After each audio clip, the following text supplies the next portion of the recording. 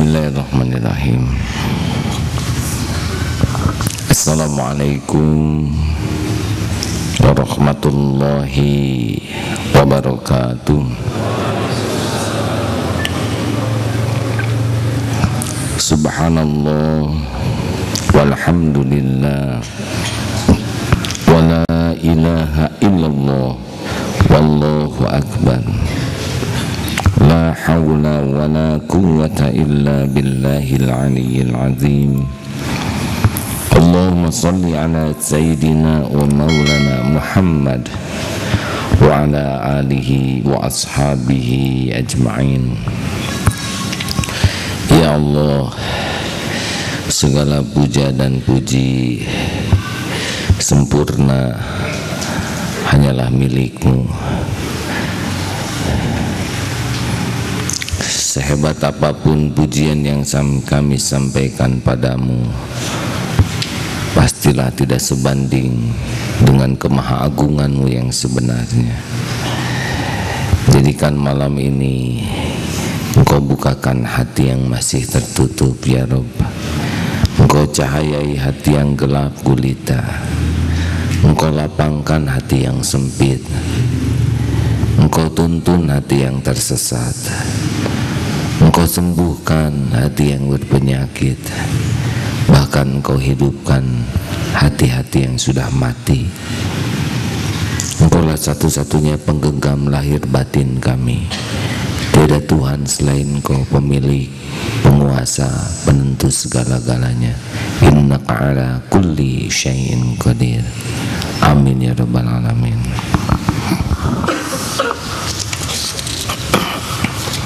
Asma Allah yang kita bahas kali ini adalah Al-Hamid, Allah yang maha terpuji.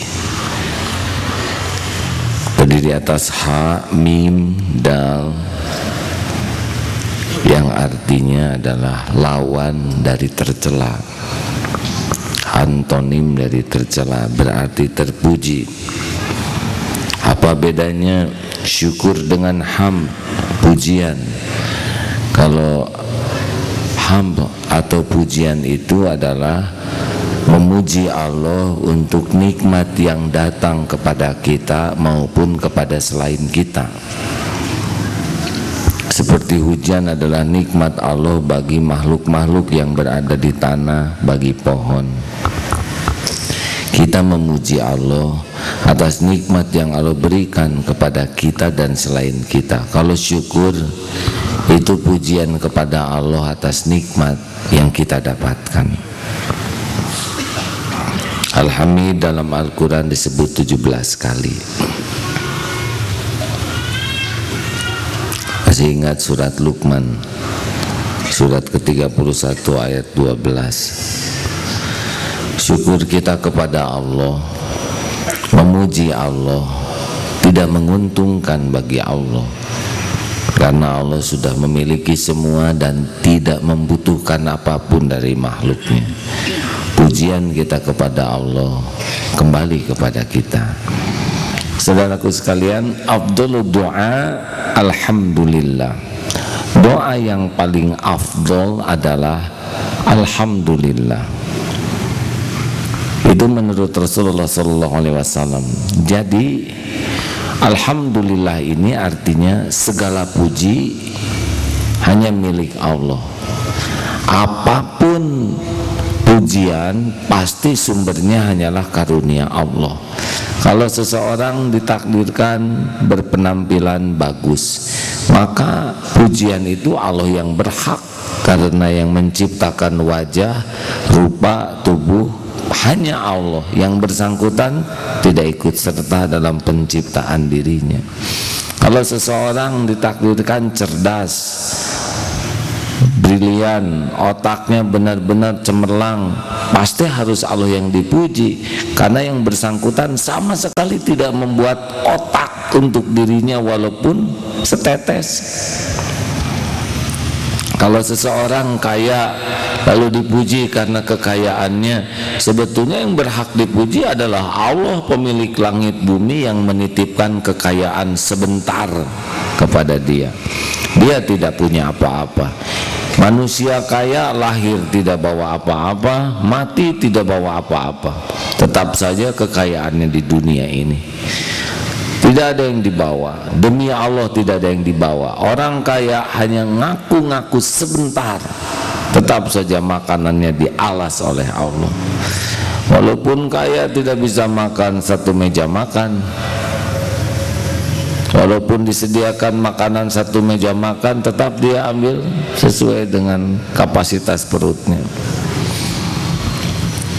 Makanya orang punya jabatan harus memuji Allah, karena Allah lah yang mempergilirkan jabatan itu. Tidak bisa ditahan pada waktu Allah menurunkan.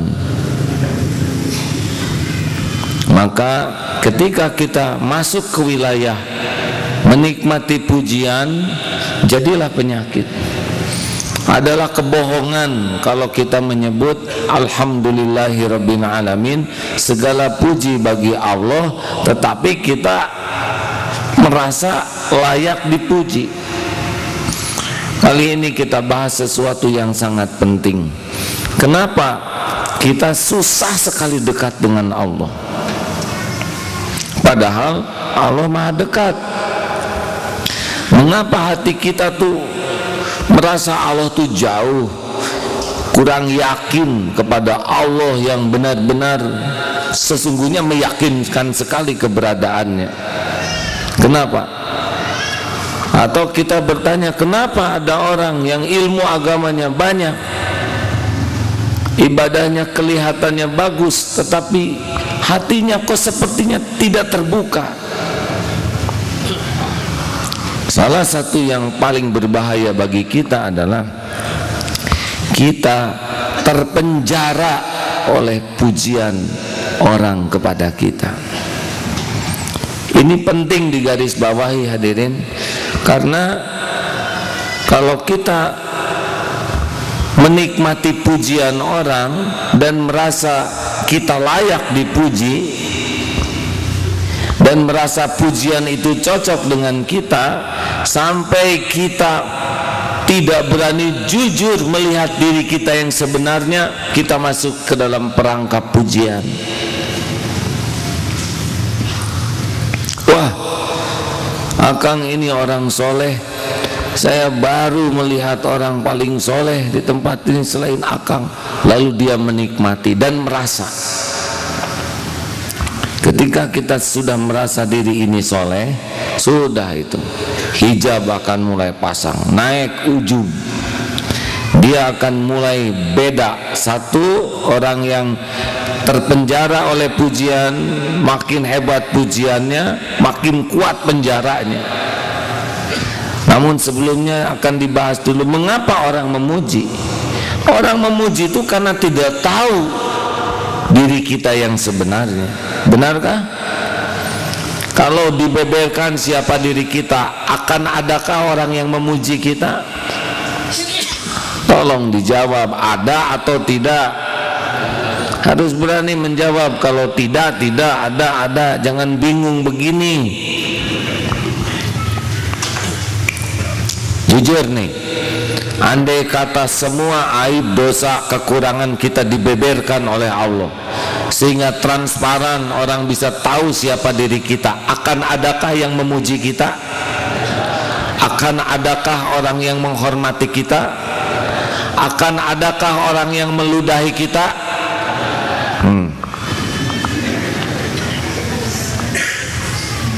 Mungkin lebih dari diludahi.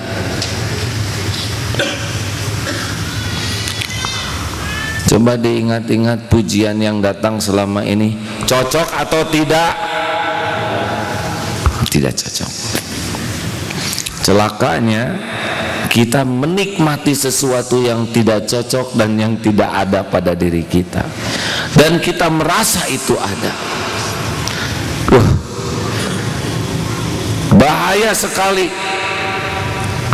Pujian demi pujian yang datang benar-benar bisa menyembelih kita. Menyembelih itu memotong kita dari kebenaran, apalagi dipilih. Hadirin sekalian, Sesudah kami mengadakan seleksi lewat SMS, terpilihlah saudara Fulan sebagai ayah teladan se-Indonesia. Itu yang memilihnya SMS, yang masuk cuma 50 dari 240 juta. Diberi penghargaan, masuk ke dalam pori-pori hatinya, saya ayah teladan. Apa yang terjadi? Satu, dia makin susah dinasehati karena sudah jadi teladan. Teman-teman yang nasihati, Mas, ayo dong, hei, saya ini ayah teladan. Kalau kamu mau nasihatin, kamu yang teladan. Buktinya saya yang teladan. Mampet saja itu. Siapapun yang memberi nasihat menjadi tidak mempan karena dia sudah merasa dirinya teladan, tidak butuh nasihat. Dua, dia akan cenderung takabur, merendahkan orang lain.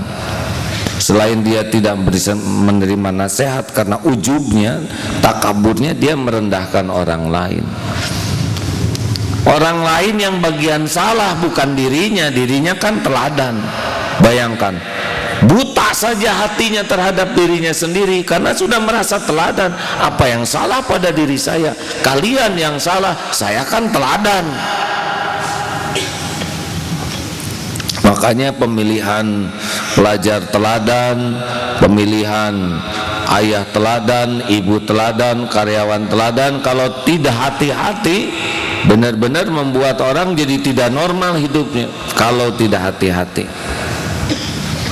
mabok saja, anak-anak berbuat nasihat apapun, diam kamu, saya ayah teladan, kamu baru anak-anak. Padahal anak jauh lebih bersih daripada ayahnya, tapi tidak mempan karena sudah terpenjara oleh teladan itu. Ada lagi yang lebih berbahaya.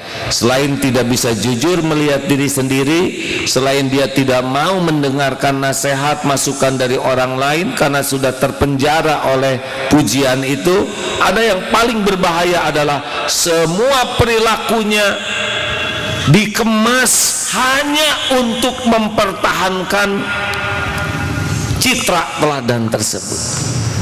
Hati-hati ini. Jadi dia akan terus berpikir, dia takut sekali citra teladan itu pudar dalam pandangan orang. Dia akan akali segala-galanya supaya kelihatan teladan. Suatu saat dia sakit, akan dia kemas sebagai ayah teladan, harus tenang. Tahan, sakit sih sakit, tidak ada orang goak dia teriak, tapi ada orang biasa. Sakit seperti ini adalah sesuatu yang menggugurkan dosa, tapi dia sabarnya sabar palsu karena dia hanya untuk dilihat orang, wih, ayah yang sabar. Jadi hidupnya tuh benar-benar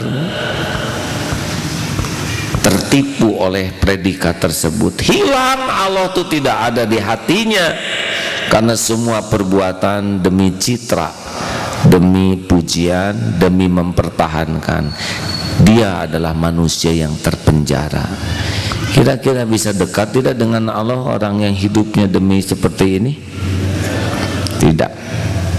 Secara syariat tidak. Jadi mati-matian diapa-apain juga susah.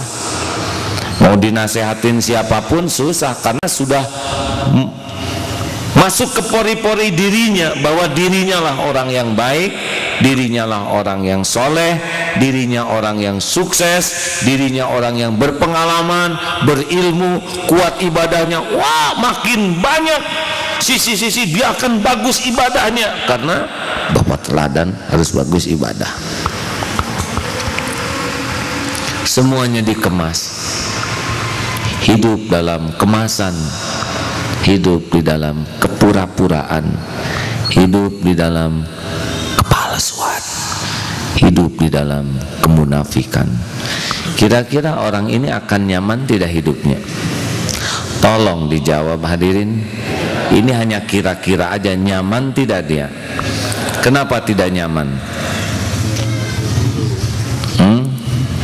Karena hati nyaman itu milik orang ikhlas. Ketika hati tidak karena Allah, Allah tidak menanamkan di hatinya kenyamanan.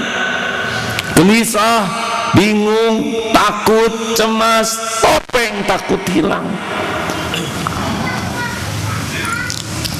Kalau dia tidak nyaman, apakah dia akan bisa memberikan kenyamanan bagi orang lain? Tidak. Bagaimana orang tidak nyaman bisa menyamankan? Coba orang gelisah, apa kita jadi nyaman dekat dengan orang gelisah? Tidak. Nyaman itu adalah milik hadiah dari Allah bagi orang yang bersih, hatinya lurus mau kepada Allah, walaupun belum bersih benar, tapi dia berusaha bersih. Dia mengakui kekotoran dirinya. Lihat ada bedanya ya. Orang yang mengakui kekotoran dirinya, dia berpeluang jadi bersih. Orang yang mengakui dirinya bersih, dia tidak akan jadi bersih, karena tidak mau untuk tobat. Ini hati-hati nih. Wah, untung saya tidak terpilih nih jadi ayah teladan. Satu, karena saya belum punya anak. Yang kedua, saya belum punya istri. Jangan anggap hanya predikat ayah teladan. Sarjana juga, saudara terpilih, diwisuda jadi sarjana, itu langsung kita pasang benteng sendiri. Saya seorang sarjana. Beda saja. Dia tidak mikir selama kuliah nyontek, pacaran, skripsinya rada ngejiplak. Dia tidak jujur karena dia sibuk dengan kesarjanaannya ini. Merasa beda. Dijaga sikapnya sebagai sarjana. Tidak terlarang tak jadi sarjana, tetapi kalau sarjana itu jadi topeng kita nggak berani jujur, kita ini orang yang banyak dosa, orang yang ibadah nggak benar, tapi kita merasa mulia dengan topeng, tidak akan normal hidupnya. Tapi kadang kita ingin sekali kelihatan saya ini siapa. Udah repot. Dan Allah tidak membutuhkan semua itu. Yang Allah sukai itu adalah kejujuran. Saya ini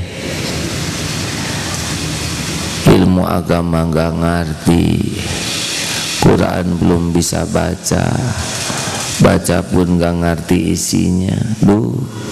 Mata saya ini penuh maksiat, yang haram dilihat, astagfirullah. Pikiran ini kotor, banyak ngeresnya, hanya mikirkan duniawi saja, jarang ingat ke Allah. Telinga saya masih senang mendengar gibah, fitnah. Tangan ini. Nah, makin kita jujur, itu yang disukai Allah. Innallaha yuhibbut tawwabin wa yuhibbul mutatahhirin. Dan ke Allah mah nggak butuh topeng. Allah itu melihat isi hati. Coba nanti kalau meninggal di akhirat, ya Allah, saya kapten.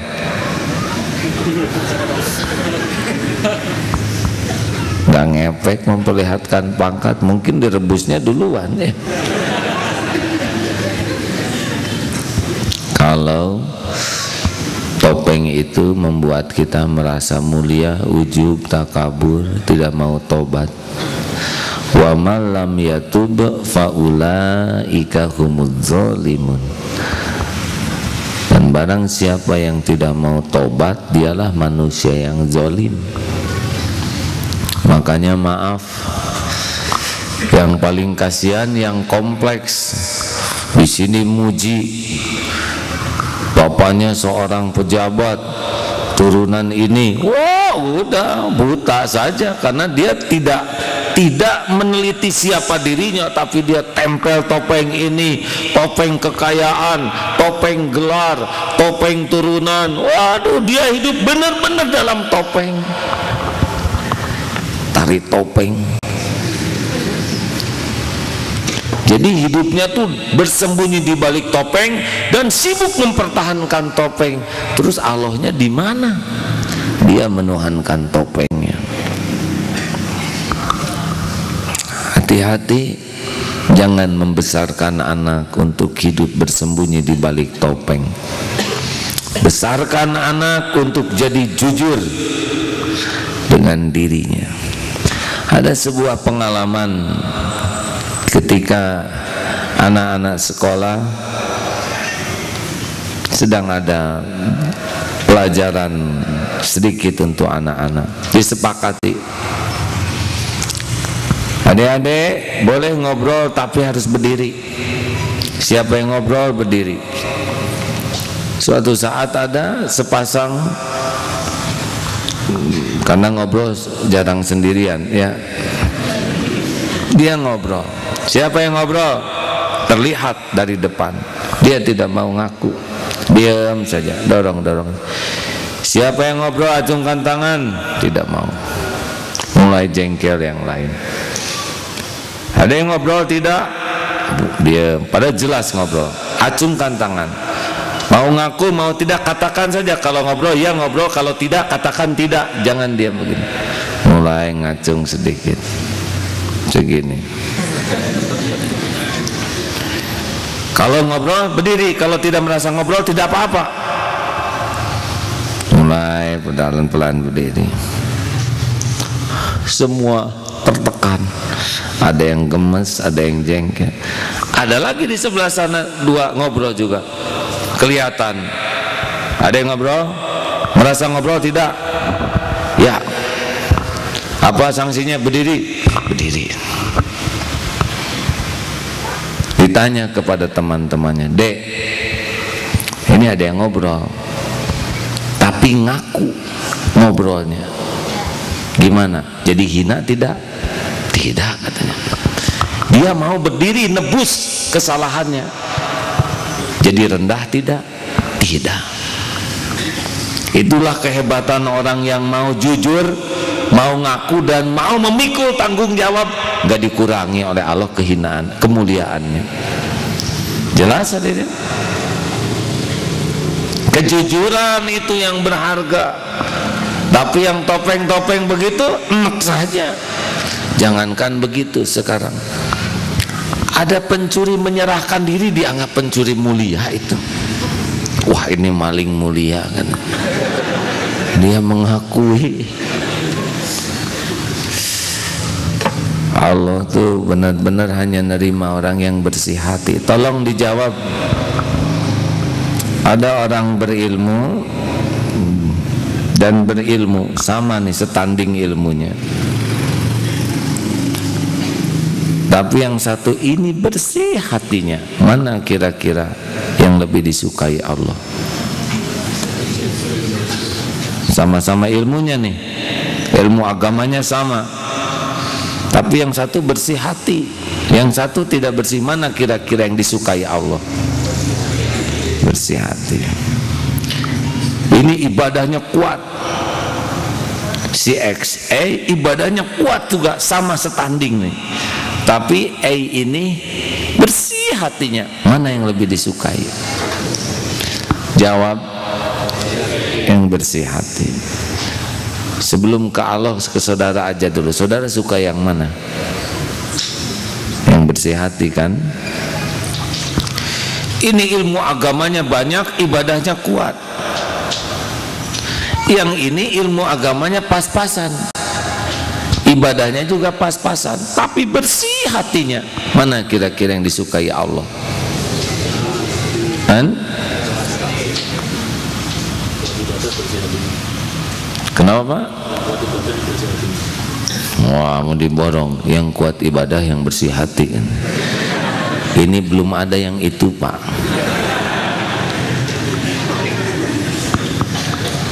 Kenapa?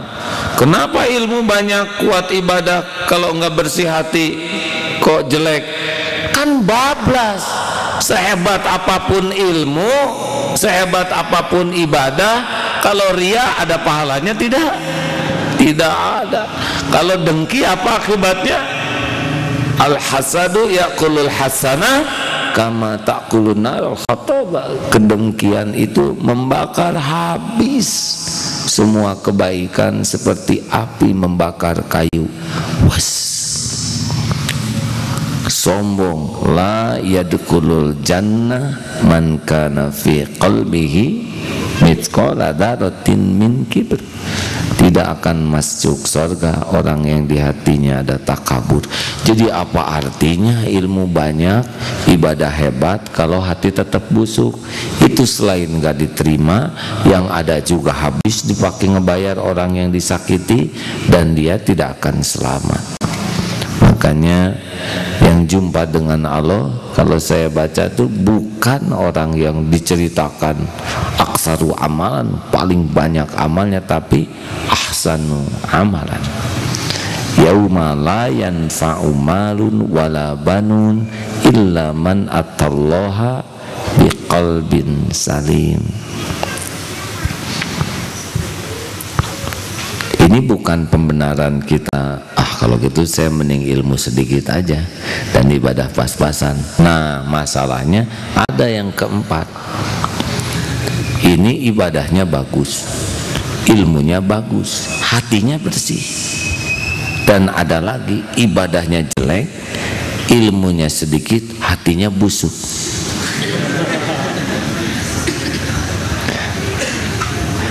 Kenapa saudara seperti yang tersinggung?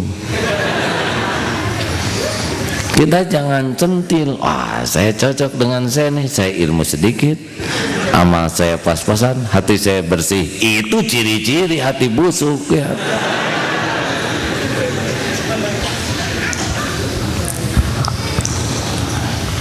Karena orang yang mengklaim hatinya bersih, surat An-Najm 32, surat 53,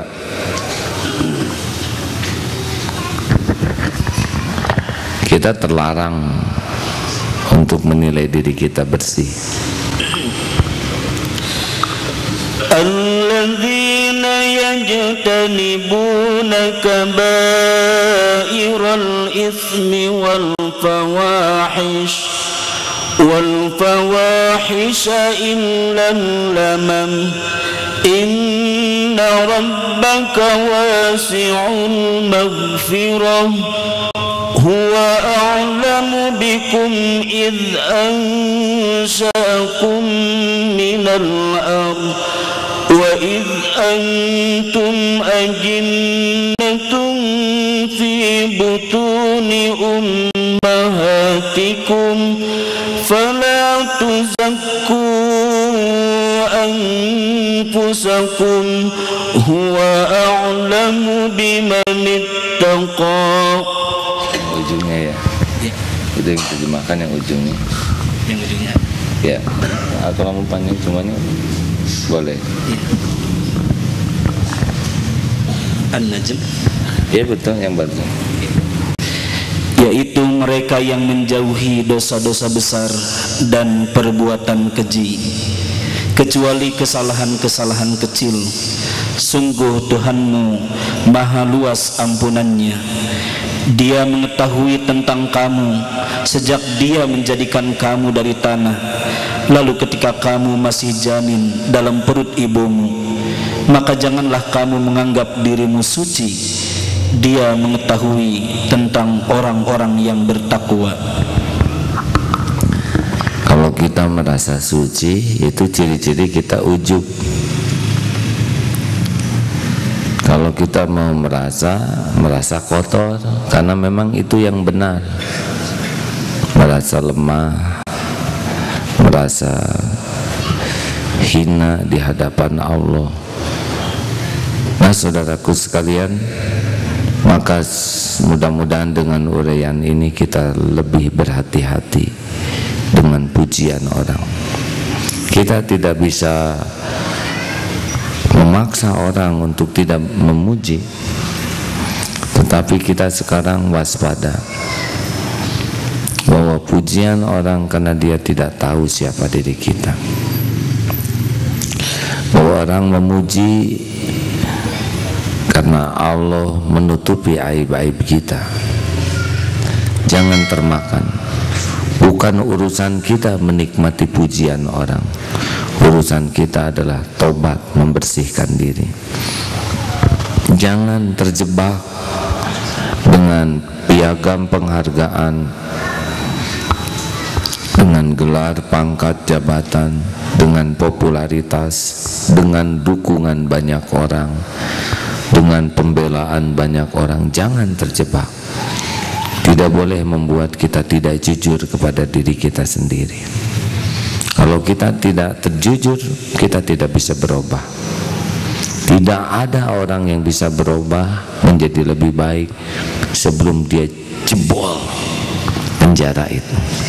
Marilah kita nikmati hidup jujur, bersih, lempeng.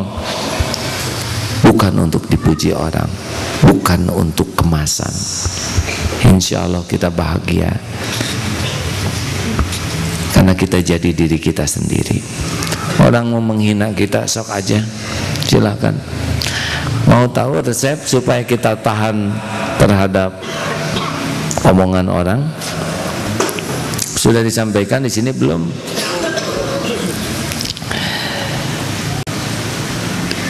Ilmu ini dulu-dulu belum keluar ya. Keluarnya akhir-akhir ini aja, karena udah rada nyobain.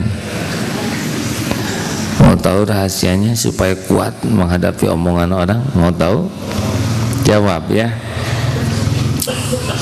Siapa yang menciptakan kita? Yakin? Siapa yang menghidupkan kita? Siapa yang memberi rezeki setiap saat? Siapa yang memberikan hidayah dan taufik? Siapa yang memberikan ketentraman di hati kita? Siapa yang mengangkat derajat kita?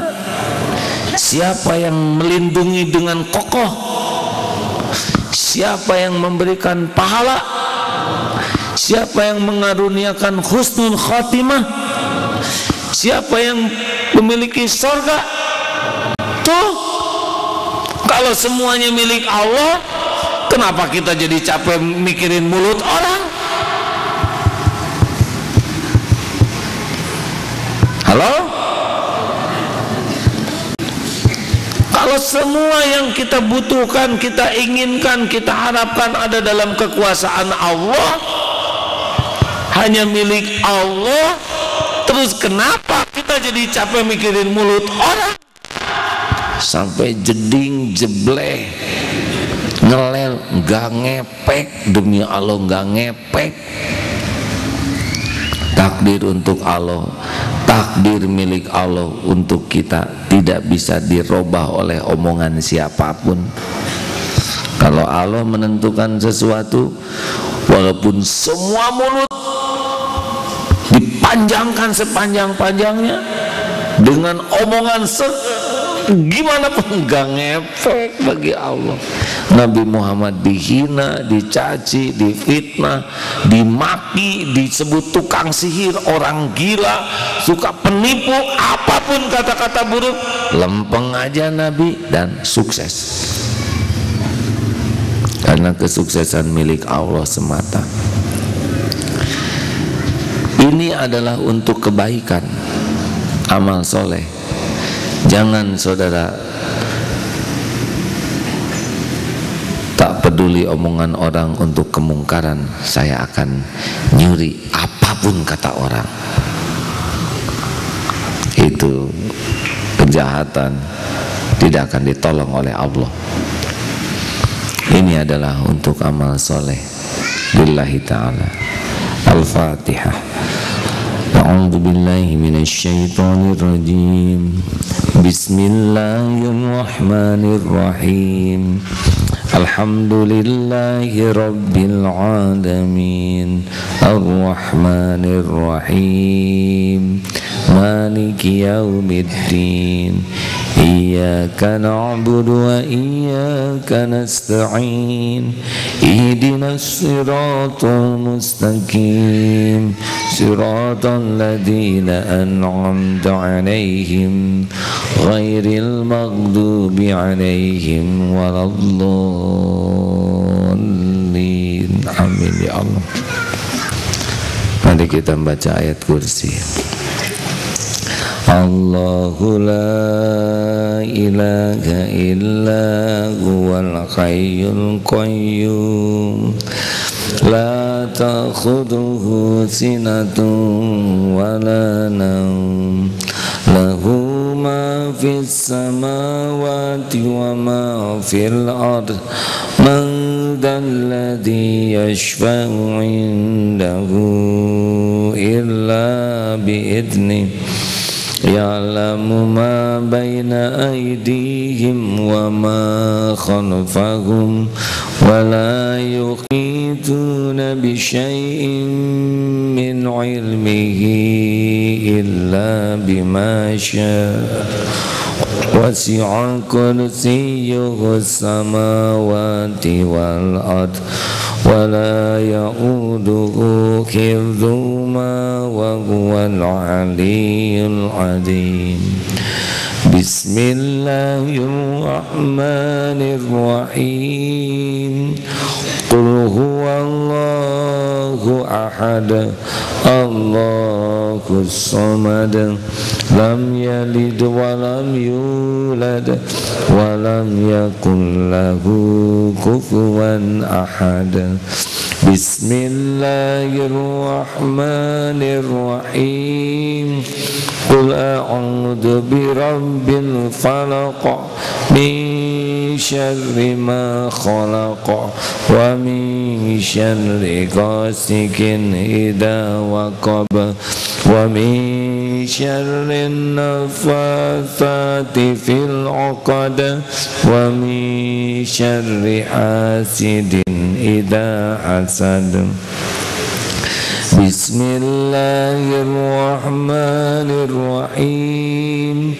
Qul a'udzu birabbin nas, malikin nas, ilahin nas, min syarril waswasil khannas alladzi yuwaswisu fi sudurin nas minal jinnati wan nas.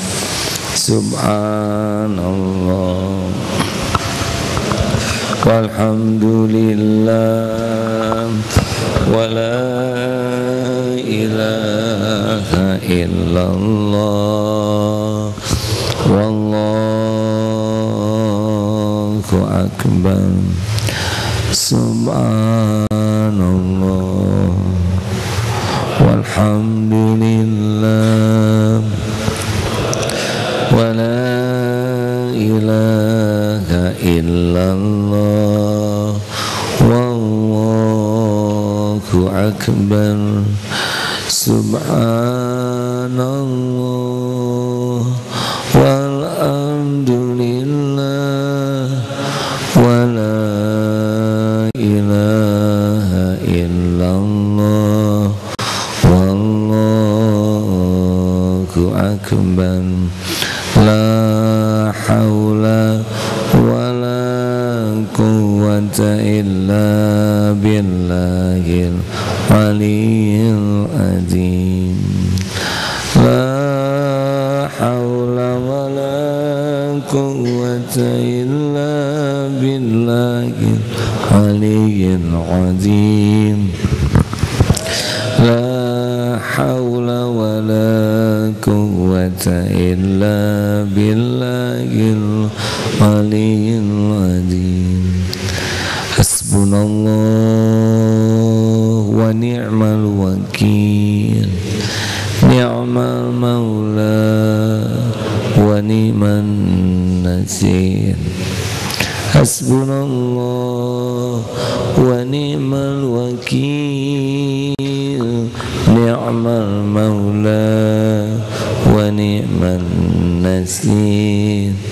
Hasbunallah wa ni'mal wakil, ni'mal maula wa ni'man nasir. Allahumma sholli ala sayyidina Muhammad wa ala salawat.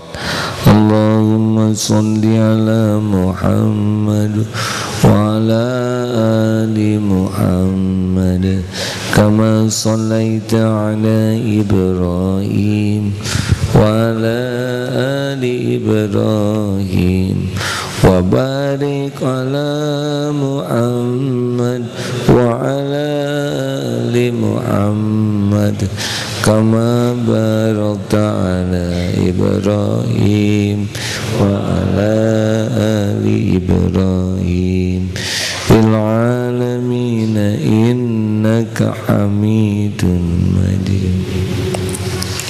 Hadirin, Allah sedang menatap kita. Malaikat Raqib Atid juga malaikat lain ada di sekitar kita. Tempat yang kita duduki ini akan jadi saksi. Setiap langkah pasti ada catatannya. Setiap air wudhu yang jatuh dari tubuh kita itu pun menggugurkan dosa. Kening kita tempat bersujud pasti akan berbicara di akhirat kelak. Alhamdulillah, alhamdulillah, Allah menolong kita berkumpul. Padahal Allah tahu siapa diri kita yang sebenarnya. Banyak hamba-hamba Allah saat ini sedang lupa kepada Allah. Bahkan ada yang sedang berbuat maksiat. Alhamdulillah kita ditakdirkan ada di majelis ilmu, majelis zikir. Padahal Allah tahu kebusukan kita yang sebenarnya.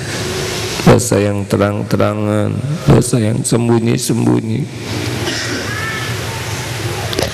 Allah tahu persis aib-aib yang kita tutup-tutupi siang malam, yang kita takut bocor dan diketahui orang. Allah tahu niat dibalik semua sikap kita. Kepada siapa sebetulnya hati ini berharap dan bersandar. Allah tahu persis semua kemunafikan kita, bohong-bohong kita, janji-janji palsu. Marilah kita beristighfar. Rasulullah pun 100 kali beristighfar. Sambil jujur kita buka. Karena maksiat kita berhenti berbuat maksiat, hanya tidak bertambah dosa. Tanpa tobat, tanpa penyesalan akan tetap mengundang petaka. Astagfirullahaladzim, astagfirullah, astagfirullahaladzim. Ingat lembaran kelam.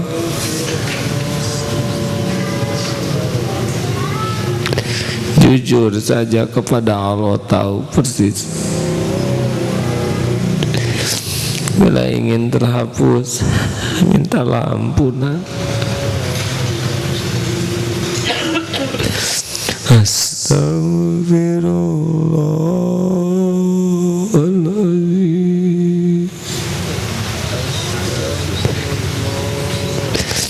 Istighfarlah hadirin dengan jujur dan tulus. Kita tidak tahu besok masih hidup atau tidak.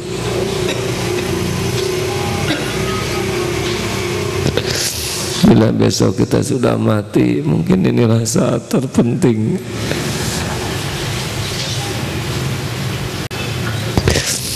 istighfar segala kemusyrikan kita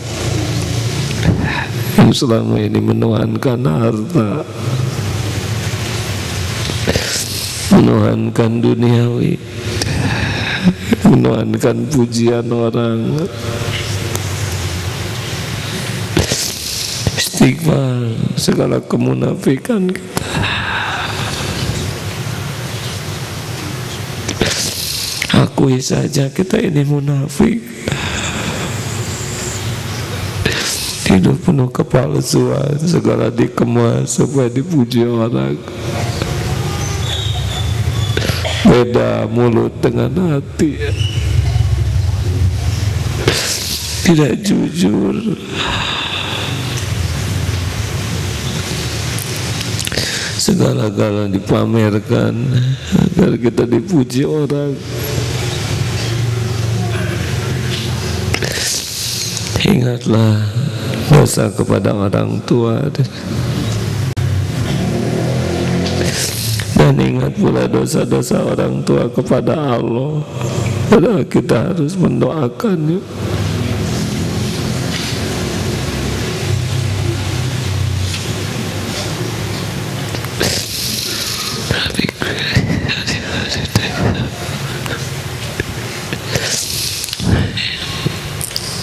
Istighfar yang hidupnya kotor, yang mendekati zina, atau yang tergelincir berbuat hina.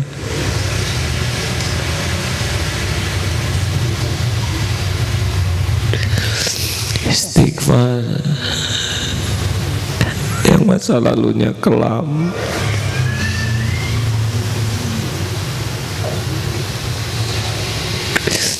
jujurlah Allah Maha Tahu yang kita sembunyikan, yang kita lakukan terang-terangan maupun sembunyi-sembunyi.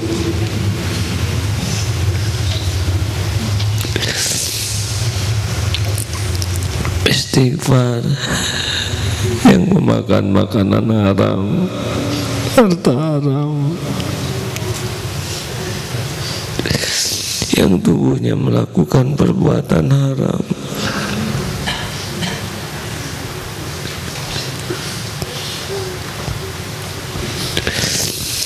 Ya Allah, Rabbana zalamna anfusana wa illam taghfir lana wa tarhamna lanakunanna minal khasirin. Ya Allah, ampuni seluruh dosa kami. Allahumma ja'alna minat tawabin wa ja'alna minal mutatahhirin wa ja'alna min ibadika sholihin.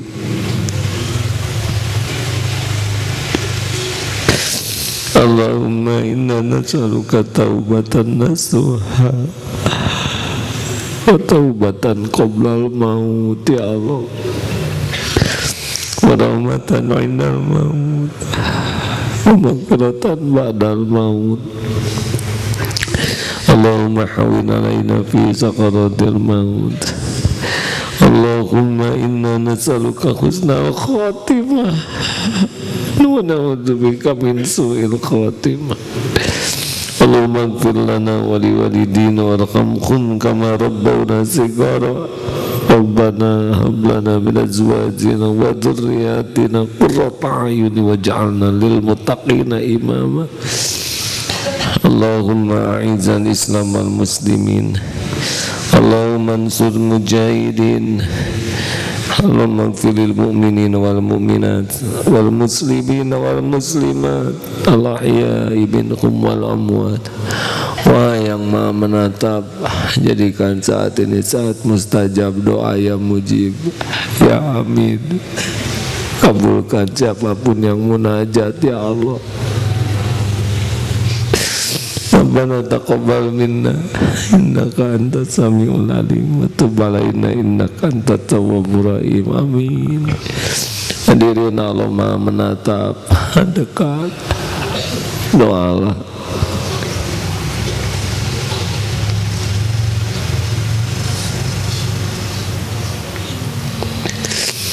Doalah, jangan ragu-ragu. Allah Maha Kuasa menolong kita. Hanya Allah satu-satunya yang kuasa, tidak ada lagi.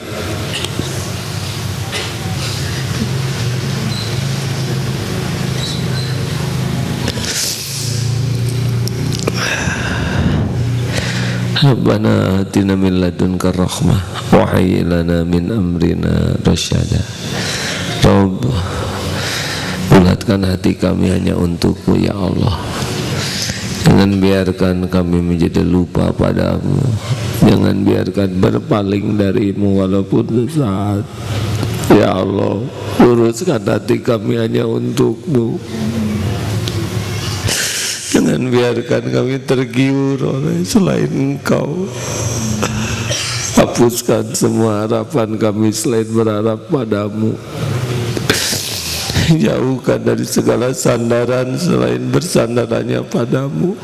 Jangan biarkan hati ini tercuri oleh siapapun ya Allah. Hujamkan cinta di hati ini ya Allah. Kami ingin merasakan indahnya cinta padamu, rindu padamu.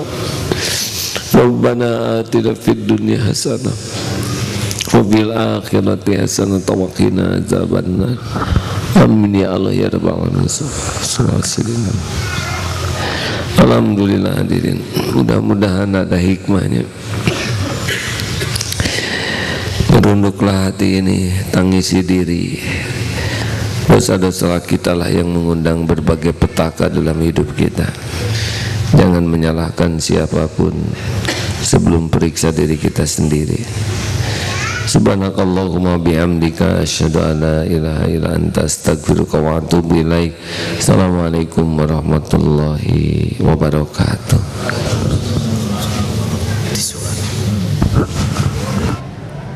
Sahabat MKTV, alhamdulillah barusan kita telah menyimak tausiah yang disampaikan oleh Kiai Haji Abdullah Gimnastiar yang membahas salah satu Asmaul Husna, yaitu Al-Hamid, Allah yang Maha Terpuji. Kita sebagai makhluk ciptaannya harus bersyukur dan tidak terlena oleh pujian yang ditujukan kepada kita, karena pujian membuat kita lupa kepada Allah, karena yang berhak kita puji adalah Allah Subhanahu wa Ta'ala. Baiklah sahabat MKTV, kita akan berbagi dengan beberapa jemaah yang telah hadir pada malam hari ini. Sahabat MKTV, sekarang saya sudah berada dengan salah satu jemaah yang telah hadir pada malam hari ini. Assalamualaikum Kang. Waalaikumsalam warahmatullahi wabarakatuh. Ya, Akang dari mana? Saya dari Bandung. Dengan Akang siapa? Saya Aden Ruhimat.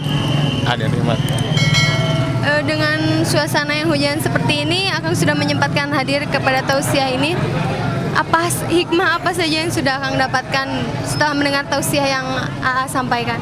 Sebenarnya saya tausiah yang saya rasakan ini mulai dari dulu ya. Sebenarnya waktu saya SMA kelas 3 juga saya sudah sering mendengarkan ceramah Hagim. Bahkan sampai sekarang pun saya tetap istiqomah. Dan aktivitas saya sebagai seorang bankers ya di Bank Syariah Mandiri itu menuntut saya untuk terus bisa meningkatkan keislaman diri saya. Ketika saya bergabung ikut pengajian ini, subhanallah banyak perubahan yang saya bawa dalam diri sehari-hari. Ya. Lalu kan barusan sedang menyampaikan bagaimana cara menyikapi kita tentang pujian yang dilontarkan kepada makhluknya. Pendapat Akang bagaimana tentang tausiah? Luar biasa. Karena memang salah satu faktor, bukan berarti hal yang memang sangat tidak bisa kita pungkiri. Yang pertama, manusia itu memang butuh uang. Yang kedua, memang butuh pujian. Nah, hal ini yang bisa menjerumuskan seseorang itu ke dalam keterpurukan atau kekufuran sebagai seseorang yang bisa sombong menjadi pribadi gitu. Makanya ketika diberikan tausiah ini, itu semakin membawa pribadi kita untuk terus merendah diri, bahwasanya memang segalanya itu Allah yang memiliki, bukan? Alhamdulillah, terima kasih Kang sudah menyempatkan waktunya. Terima kasih Kang. Assalamualaikum. Assalamualaikum. Sahabat MKTV, sampai di sini perjumpaan kita dalam acara Menggapai Cinta Allah. Mudah-mudahan tausiah yang disampaikan oleh AA dapat kita amalkan dalam kehidupan kita sehari-hari dan kita dapat lebih mendekatkan diri kepada Allah Subhanahu wa Ta'ala. Saya Intan Meliana bersama segenap kru yang bertugas pada malam hari ini mohon undur diri. Mudah-mudahan kita bertemu dalam episode minggu depan. Wabillahi taufiq wal hidayah. Wassalamualaikum warahmatullahi wabarakatuh.